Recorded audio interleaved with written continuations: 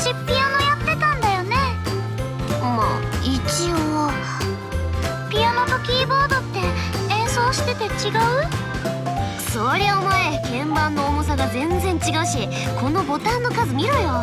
どう見たって違うじゃん。例えばここのボタンってどういう時に使うの？